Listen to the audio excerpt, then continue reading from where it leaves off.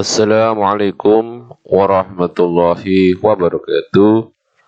Kali ini saya akan membahas tentang studi kasus PPG 2024 dan saya akan membagi tips dan triknya bagaimana Bapak Ibu dapat menulis studi kasus tepat waktu dan tentu tidak akan mengulang seperti kasus piloting pertama.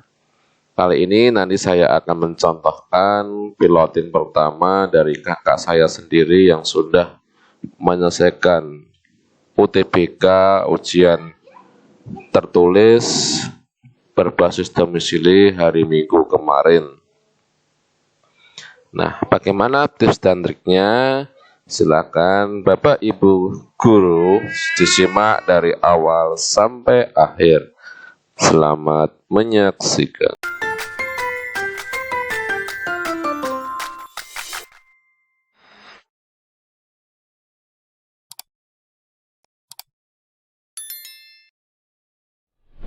Nah, bagian pertama, bagian studi kasus PPG yang Bapak Ibu harus ada, yaitu yang pertama, mengidentifikasi masalah yang pernah dihadapi.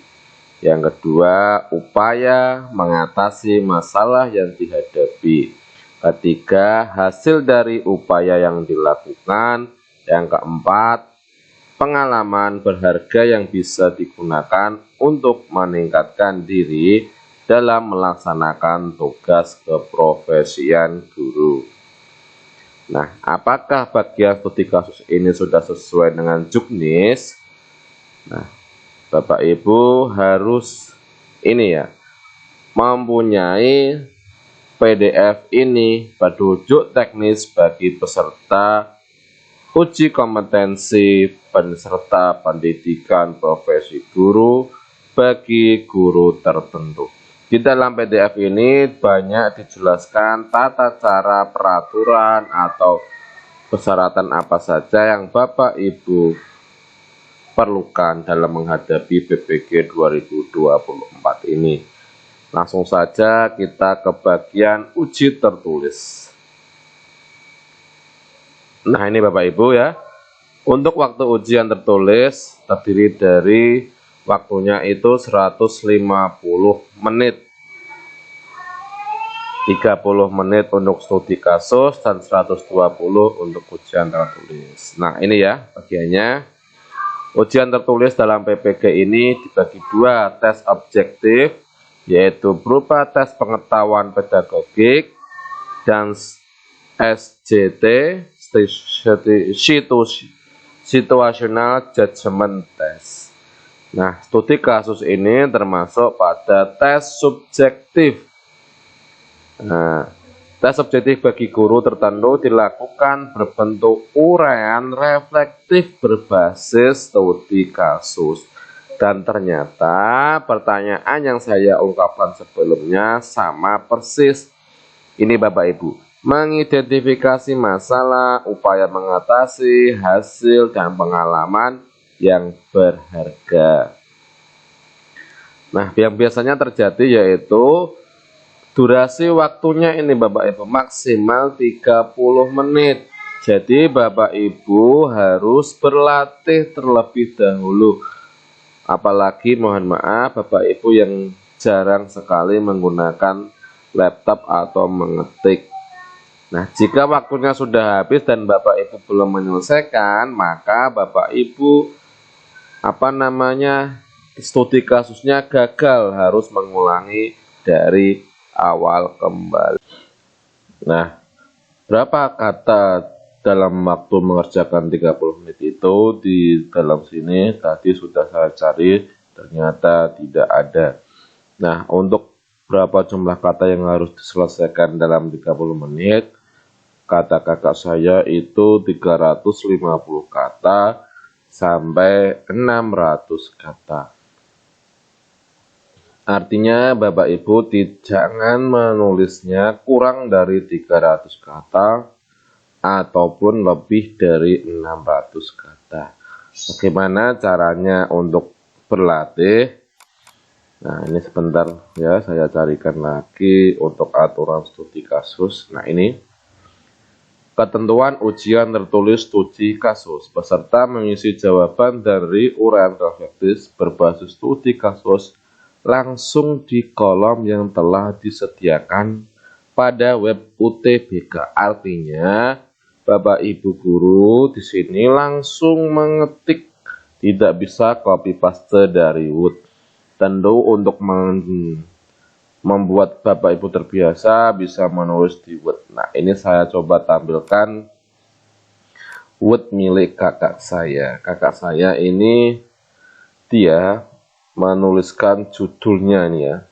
Contohnya meningkatkan motivasi peserta didik pada pembelajaran menari dengan cara menstimulus video pertunjukan tari dan menerapkan metode project based learning atau PJBL. Nah, di sini sudah dituliskan, coba saya hapus. Berapa sih jumlah kata yang sudah dikerjakan? Tentu soalnya kita harus hapus terlebih dahulu. Nah, seperti tadi ya, minimal 300, maksimal harus 600. Kita blok kata-kata ini. Nah, di kolom bawah ini tertulis kakak saya berarti sudah berlatih 520 kata. Totalnya di Word ini ada 617. Berarti 520 ini sudah sesuai dengan ketentuan. Nah, untuk lebih cepatnya, Bapak Ibu bisa berlatih terus mengetik di Word dengan dibantu timer atau stopwatch di jam. Selama 30 menit menyelesaikan kata dalam studi kasus 350 sampai 600. Nah, coba saya bahas satu persatu dari pengerjaan kakak saya. Nah, nomor 1 pertanyaan mengidentifikasi masalah yang pernah dihadapi. Nah, contohnya seperti ini, SMP Negeri 2 Jakenan memahami siswa sebagai generasi penerus bangsa, pentingnya melestarikan dan pengetahuan warisan budaya bangsa, salah satunya seni tari, terutama dalam konteks pembelajaran seni tari.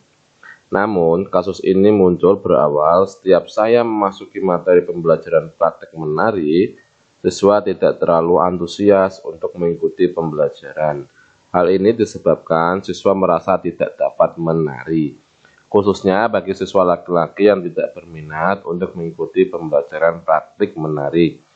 Siswa laki-laki merasa tidak cocok karena menganggap gerakan tari adalah gerakan perempuan dan hanya cocok untuk siswa perempuan saja, sehingga siswa laki-laki tidak mau mengikuti praktik menari. Selama pembelajaran berlangsung, banyak siswa yang bermalas-malasan untuk mengikuti pembelajaran tari. Siswa laki-laki banyak yang mengantuk dan siswa perempuan menjadi tidak bersemangat dalam mempraktekkan gerak tari. Saya sebagai seorang guru tari bertantang untuk mengubah cara belajar peserta didik mengenali pembelajaran praktek menari, dan saya berharap siswa belajar seni tari menjadi lebih menyenangkan. Nah, ini contoh dan ini banyak kata-kata yang kekurangan ya, ada salah. Yang kedua, pertanyaan yang kedua, upaya mengatasi masalah yang dihadapi. Yang terpenting itu Bapak Ibu bisa memikirkan satu masalah kemudian dikembangkan. Kalau contoh ini, tadi kan seni tari ya, kita jelaskan uraikan. Berdasarkan kasus yang saya alami dan saya angkat, kemudian saya berdiskusi dengan rekan sejawat yang sama-sama pengampu mata pelajaran, khususnya seni tari, mencari dan membaca tentang media pembelajaran dengan harapan saya mendapatkan solusi untuk kasus siswa laki-laki tidak berminat. Nah, ini ada salah kata ya, mengikuti praktek menari dan menumbuhkan motivasi mengikuti praktek menari. Kita ini mencari upaya ya, solusi mengatasi masalah tersebut. Dari beberapa informasi dan solusi untuk mengatasi kasus tersebut, saya memilih dan mencoba Pada saat pembelajaran praktik menari, langkah pertama yang saya lakukan adalah menstimulus siswa dengan menayangkan video pertunjukan tari yang di dalamnya ada penari laki-laki yang menarikan gerakan tari yang gagah berani dan tidak ada gerakan kemayu atau jiwa kewanitaan yang ditarikan penari laki-laki yang ditakuti oleh siswa laki-laki. Video pertunjukan ini saya terapkan di dalam pembelajaran dengan metode problem based learning agar harapan saya dapat meningkatkan motivasi murid dalam mengikuti pembelajaran praktek menari. Ini bukan problem based learning ya, tapi project problem based learning ya. Project itu ada hasilnya ketika di akhir. Pertanyaan ketiga. Nah, setelah menerapkan upaya, tentu yang ketiga, hasilnya itu seperti apa? Nah, Bapak Ibu bisa jelaskan. Contohnya di sini, dalam menghadapi tantangan pada pembelajaran praktek gerak tari, saya merancang pembelajaran yang berpusat pada murid dan menggunakan model PJBL tadi, yaitu demonstrasi, ceramah, penugasan, dan presentasi. Penggunaan beban belajar ini dibantu dengan media pembelajaran yang menarik berhubungan dengan kehidupan siswa sehari-hari dan kebiasaan siswa. Contohnya, guru memberikan persepsi menayangkan video viral melalui aplikasi yang sering digunakan siswa seperti TikTok, Capcut, bertujuan memberikan masukan dan motivasi agar siswa laki-laki tidak malu memperagakan gerak tari. Setelah itu, guru memberikan tugas akhir yaitu memvideo materi yang diperagakan melalui Capcut dan dipublikasikan di YouTube sebagai motivasi siswa agar semangat dalam mempraktekkan gerak tari dan menyaksikan tari. Berarti ini hasil akhirnya siswa sudah termotivasi dan semangat melaksanakan praktek tari. Pertanyaan yang keempat. Dan yang terakhir, pengalaman berharga apa yang bisa digunakan untuk meningkatkan diri dalam melaksanakan tugas keprofesian guru. Nah, hasil dampak yang telah saya lakukan adalah pembelajaran yang berpusat pada anak dan pembelajaran di kelas lebih terstruktur sesuai dengan sintak penerapan model project based learning yang mudah dipahami. Beberapa temuan siswa sudah bisa menyesuaikan dengan tepat, berkolaborasi dengan kelompoknya dan mengkondisikan kelompoknya dalam membuat tari kreasi. Minat, semangat, partisipasi, dan motivasi siswa terlihat meningkat. Siswa dalam mengikuti pembelajaran seni tari di kelas.